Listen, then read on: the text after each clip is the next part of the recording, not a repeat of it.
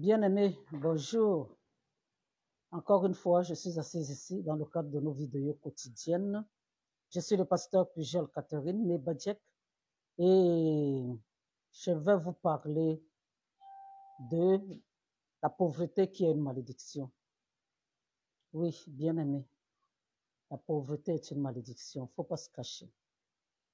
D'ailleurs, quand on m'appelle et qu'on me dit que de prier parce que rien ne va, c'est pas pour rester pauvre. Et quand je parle de pauvreté, moi je parle du minimum. Hein. Je ne parle pas des milliards. Je veux dire que la richesse est relative. Quelqu'un sera content avec 500 000 parce qu'il n'a jamais vu 500 000 de sa vie. Un autre, c'est 1 million.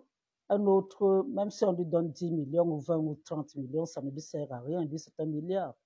Donc, tout est relatif, bien aimé. Mais, quand je parle de pauvreté, c'est beaucoup plus le manque du strict minimum pour vivre. Quand quelqu'un arrive au niveau où il lui manque de quoi manger, là, c'est la pauvreté. Et c'est là que je dis que c'est une malédiction. Oui, bien aimé, c'est une malédiction. Ça, c'est les œuvres du diable. C'est le diable qui amène les gens à être dans la misère, alors que notre Dieu a dit qu'il n'a que des projets de bonheur pour nous. Oui, bien aimé. Prenons maintenant l'exemple qui a le plus fait en sorte que les chrétiens supportent la pauvreté, alors que ce n'était pas le cas de Dieu, c'était pas enfin la volonté de Dieu. Pourquoi les chrétiens supportent la pauvreté? Tout simplement parce qu'au début, les catholiques, bien aimés, quand ils venaient s'installer, les prêtres catholiques, quand ils venaient s'installer dans les pays africains, à partir du moment où eux, ils voulaient les terres, les bonnes terres, ils voulaient les bonnes choses, seulement les meilleurs emplacements, dans de bons quartiers et tout ça, et ils ne voulaient pas payer. Alors, ils ont commencé à mettre dans la tête des gens qu'il faut être pauvre pour hériter du royaume des cieux. Mais non, bien aimé, on va dire que le pauvre Lazare est allé dans le royaume des cieux. Mais le riche Abraham aussi est allé au royaume des cieux. Abraham était riche. On a dit que ce soit lui, que ce soit son fils Isaac, on a parlé même de fort riches, mais ils sont dans le royaume des cieux. Qui a dit qu'il faut seulement être pauvre pour aller au ciel? C'est pas normal. Bien-aimé, je ne suis pas en train de parler de l'évangile de prospérité. Je ne parle pas de ça, bien-aimé. Je suis en train de parler du strict minimum pour vivre. Quand tu arrives à galérer et que tu travailles et que tu n'arrives pas à t'en sortir, ce que tu fais, ça ne marche pas. Si tu fais même des efforts, ça ne donne pas. Tu cultives même, c'est à ce moment-là qu'il y a la sécheresse. Bien-aimé, il faut comprendre que le diable est dans ta vie. Ce n'est pas la volonté de Dieu, ça. Ce n'est pas la volonté de Dieu. Parce que pour certaines personnes, on va dire qu'ils ne travaillent pas. Comme certains dans les églises, ils sont assis et ils ne font rien. Ils vont seulement commander. Et ça, je déplore ce fait-là. Mais il y en a qui travaillent, bien aimés. Et quel que soit ce qu'ils font, ça ne va pas marcher et ils seront encore en train de galérer. Ils partent à l'école, ils n'arrivent pas à trouver de bons boulots, de boulot même. Ils font du business, ça ne marche pas. Il faut même encore avoir le capital. Ils font des champs, ça ne marche pas. Donc, alors, bien aimé, ils font quelque chose ce qu'ils font, ça ne marche pas. Là, il faut voir au niveau des malédictions ancestrales et il faut voir aussi au niveau de la vie de la personne ou de la famille.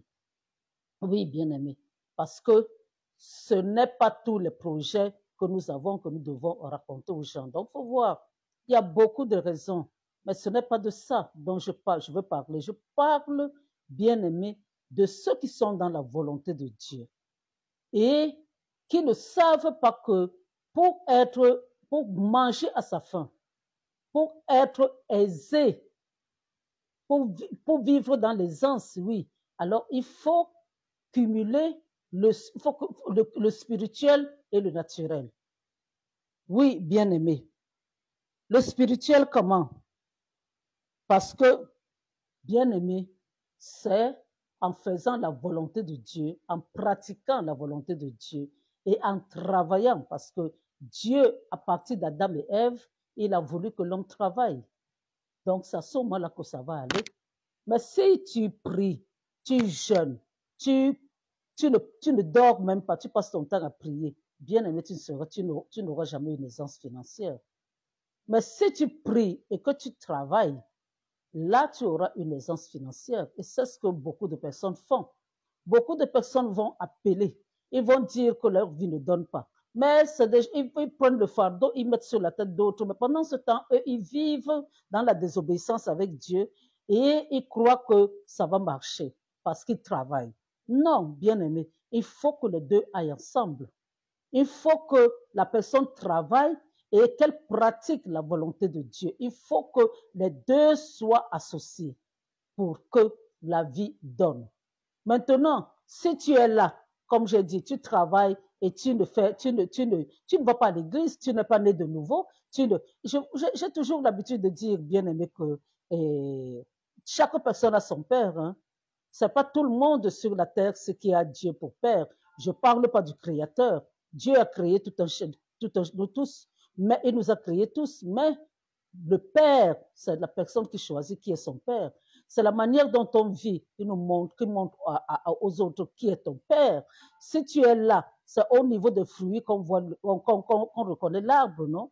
Donc alors, bien aimé, si tu pratiques les choses du diable, tu ne recherches pas Dieu, tu n'impliques pas Dieu dans ta vie de tous les jours. Alors, comment veux-tu que tes choses marchent? Maintenant, comme je dis, je reviens encore là-dessus.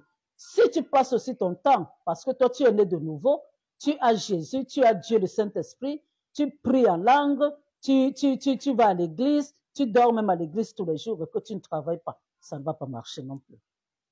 Bon, maintenant, pourquoi ça va marcher si tu associes les deux? Parce que c'est Dieu qui nous protège.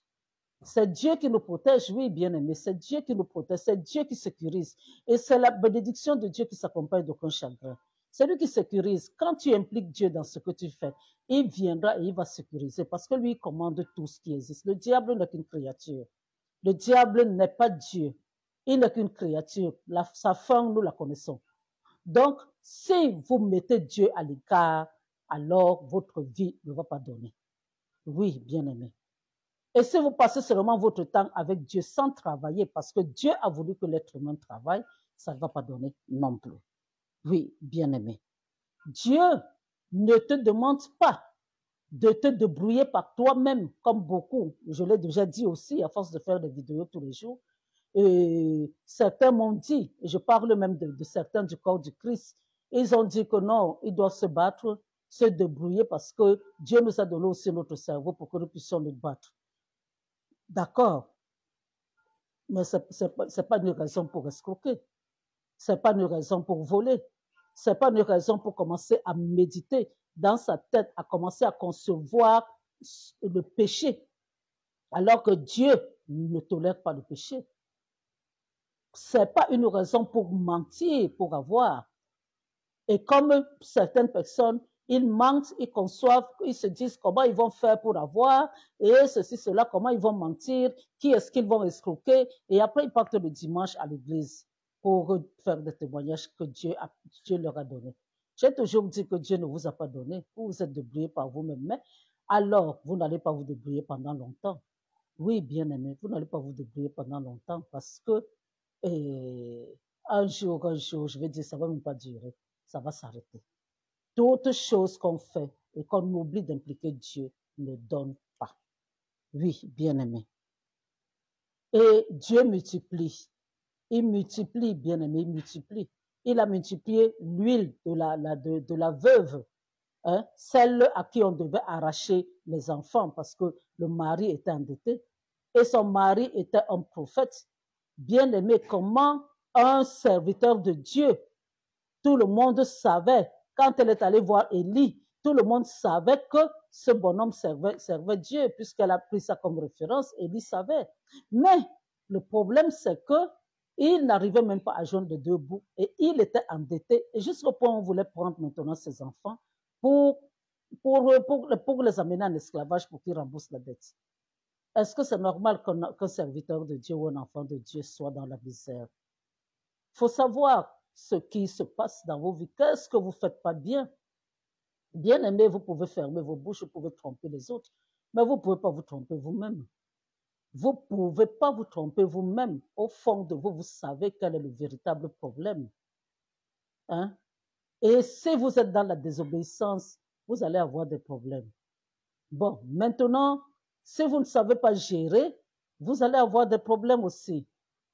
Donc, il y a un certain nombre de choses, bien aimées, qui fait en sorte que la vie ne donne pas. Quand je dis la vie ne donne pas, que les gens soient dans la misère.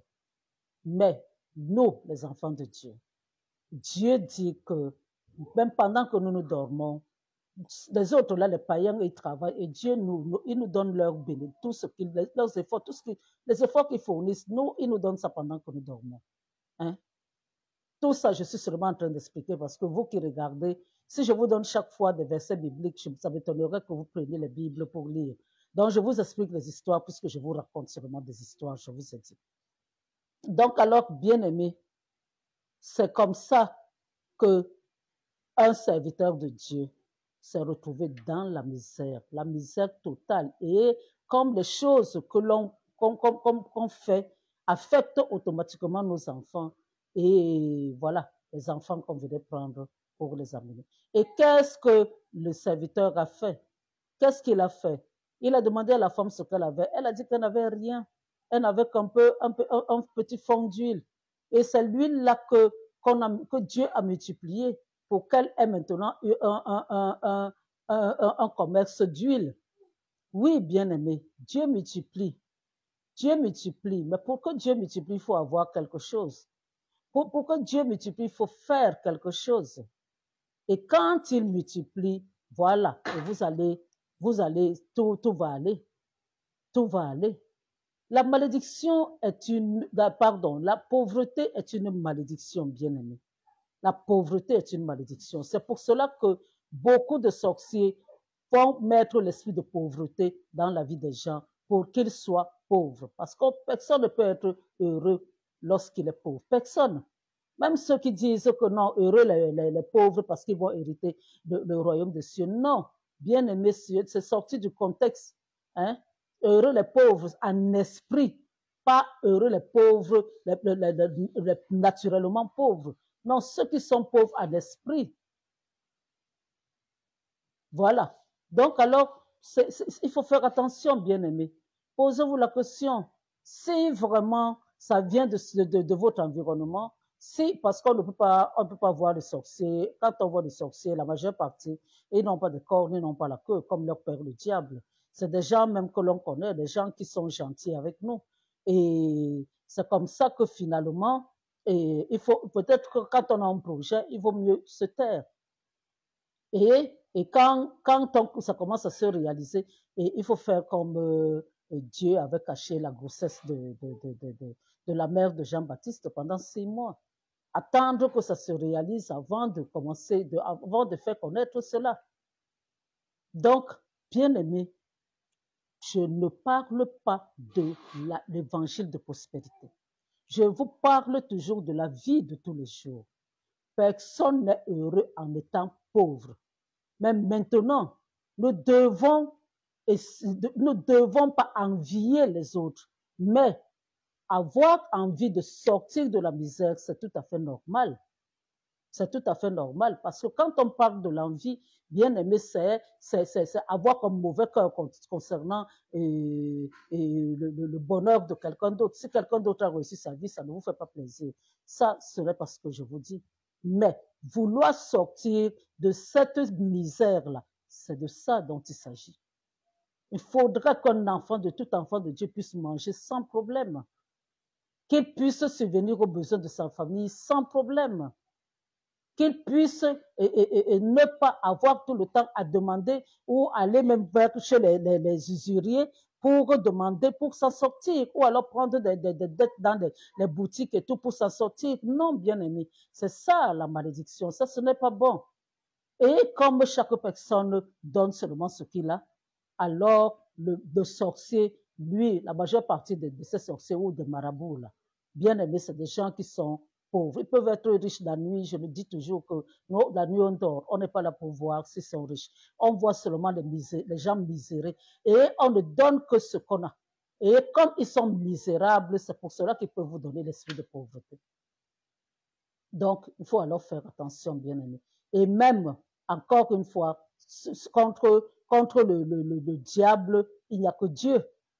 Il n'y a que Dieu. Vous ne pouvez rien si vous n'avez pas Dieu. Sur cette terre, ce qui est dominé par le diable, hein, depuis que Adam et Ève ont cédé, ont mangé du fruit défendu, ont cédé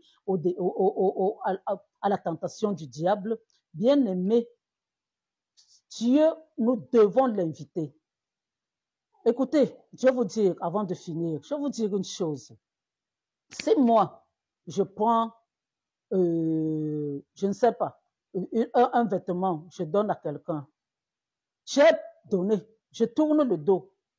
Je ne suis plus là à savoir si la personne a porté ou peut-être qu'elle a porté au bout d'un certain moment, elle a donné à quelqu'un d'autre. Je ne peux pas aller voir la personne dehors avec ce vêtement et lui dire que ben, donne-moi mon vêtement puisque je l'avais déjà donné.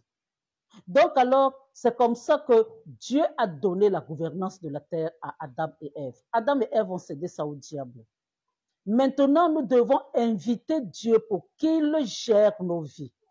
Mais si nous fermons nos bouches, si nous ne faisons pas de lui notre Seigneur et Sauveur, s'il n'est pas notre Père sur la terre, alors comment les choses peuvent marcher? Les choses vont marcher, bien aimés, si nous invitons Dieu. Et maintenant, si nous l'invitons, alors, bien aimés, nous devons aussi travailler. Parce que nous devons lui dire que Dieu, voici ce que nous faisons. Ça ne marche pas, pardon, il faut aider pour que ça marche. Et Dieu est le Tout-Puissant. Il sait comment il peut faire. Ce n'est pas à nous de lui dire fais ceci, fais cela. Non, il sait quoi faire pour que les choses marchent dans nos vies. Oui, mais dire que nous allons seulement prier, jeûner, parler en langue, c'est faux. Ça ne va jamais marcher. Notre condition ne va pas changer. Mais si nous travaillons aussi sans Dieu, ça ne va pas aller. Alors, il faut associer les deux. Voilà le secret. Il faut connaître Jésus. Il faut l'accepter comme Seigneur et Sauveur. Il faut l'inviter dans votre vie. Il faut lui demander parce que même le travail, si Dieu ne nous dit pas, s'il ne nous dirige, il ne nous aide pas à trouver le bon travail, celui qu'il a prévu pour nous, ce sera difficile pour nous. Bon, maintenant, si vous ne savez pas comment Dieu parle, peut-être que vous aurez du mal, même si vous priez, vous aurez du mal à entendre la voix de Dieu. Quel talent il vous a donné dans votre vie? Quel don il vous a donné? Parce que le don, c'est quoi? C'est la chose que vous faites aisément. Si vous faites ça aisément, alors c'est déjà ce que Dieu vous a mis dans, ce que Dieu vous a donné, parce que tout le monde a des dons que Dieu lui a donné. Personne n'est venu sur la terre sans un don. Si c'est la coiffure, n'allez pas faire n'allez pas faire la couture, hein, bien aimé. Si c'est la coiffure, opérez dans le domaine de la coiffure. Si c'est la couture, opérez dans le domaine de la couture. Si c'est le commerce, il y en a, c'est leur don. N'allez pas dans un bureau, travailler dans un bureau. Dieu vous a donné le don du commerce, alors opérez là au niveau du commerce. Si c'est le travail au niveau du bureau, n'allez pas faire le commerce alors que Dieu vous a créé pour que vous soyez assis derrière un bureau. Donc, première chose, il faut savoir, c'est pour cela que même quand on a des enfants, à partir même de l'école, on peut savoir que cet enfant est plutôt doué dans des mathématiques, l'autre est plutôt doué en français, et ainsi de suite. À partir de là, l'école va aller, la personne va opérer dans son domaine, le domaine dans lequel il excelle. Et après, maintenant, il va travailler aussi dans ce domaine et sa vie va donner. Donc, mais il faut accepter Jésus-Christ comme Seigneur et Sauveur. Accepter Jésus et être dans son domaine. Et maintenant, quand tu acceptes, tu pries, Dieu va exaucer. Et après, la vie va donner. Mais il ne faut pas mélanger. Dieu vomit les tièdes, bien aimé. Il vomit les tièdes. Si tu es dans le couloir, tu peux même être dans le couloir et que tu forces les choses dans ton couloir que Dieu t'a donné au niveau de ton don, tu forces, tu es là, tu es peut-être commerçant et tu escroques et tu mens et tu voles et tout cela et tu dis que tu pries Dieu. Dieu n'est pas, et Dieu ne peut pas, il ne peut pas être avec toi. Il ne peut pas être avec toi. Donc, il faut te confier en Dieu et les choses vont aller. Confie-toi en Dieu et travaille dans ton domaine de prédilection. Là où Dieu t'a donné le don, ça va aller. Ça va aller, bien aimé. Et je vous dis encore que la richesse est relative. Le bonheur est relatif. Le bien-être est relatif. Là où vous vous contentez de vos 100 000 et vous êtes heureux parce que vous avez votre réserve de 100 000 là, quelqu'un d'autre, ce sera 500 000, un autre, c'est 1 million. Mais l'essentiel, c'est que chaque personne puisse dormir tranquille. N'enviez pas. Ayez une relation sérieuse et dépendez avec Dieu et dépendez entièrement de lui. Donc alors, qu'est-ce qu'il vous reste à faire? C'est d'abord d'accepter Jésus-Christ comme Seigneur et Sauveur. Demandez pardon parce que vous avez vécu jusqu'à présent sans, dans des voies qu'il n'apprécie pas. Et après maintenant, reconnaissez qu'il est mort sur la croix pour nous sauver et acceptez-le comme Seigneur et Sauveur personnel. Quand vous l'avez fait, bien aimé, demandez-lui de vous positionner là où vous voulez. Demandez-lui pendant que vous acceptez Jésus. Dites-lui, voilà Dieu, j'aimerais que tu m'ouvres les yeux par rapport à ce que tu as prévu pour moi. Ouvre, positionne-moi là où tu aimerais que je sois. Fais de moi ce que tu veux. Dieu n'a que des projets de bonheur pour toi. Il ne te fera jamais, il ne fera jamais de toi un misérable. Et il faut savoir encore, bien aimé, que dans le monde, si tu avais même une petite position, tu ne vas pas venir chez Dieu et Dieu va te faire être misérable. Quand même, Dieu a besoin de garder des gens, il n'a pas besoin de les chasser. Tu ne peux pas dans le monde avoir eu peut-être tes 500 000, tes 1 million, et maintenant avec Dieu, tu te retrouves à ne même pas avoir 50 000. Ça veut dire qu'il y a une autre raison. Donc, il faut demander à Dieu de vous aider et de vous ouvrir les yeux par rapport à ce qui bloque. Il va le faire et demandez-lui de vous donner l'Esprit Saint. Et c'est même l'Esprit Saint, quand vous l'avez, c'est lui qui vous conduit dans toutes ces voies-là. Voilà, je suis contente d'avoir discuté avec vous aujourd'hui. Je reviendrai encore de temps en temps sur ce thème-là parce que surtout celui-là, il est très sensible. Ça concerne beaucoup de personnes. Donc, voilà, et on se voit demain si Dieu le veut. Et c'était le pasteur Pujol Catherine à votre service. Merci pour ceux qui étaient connectés, qui regardaient en direct. Merci de liker.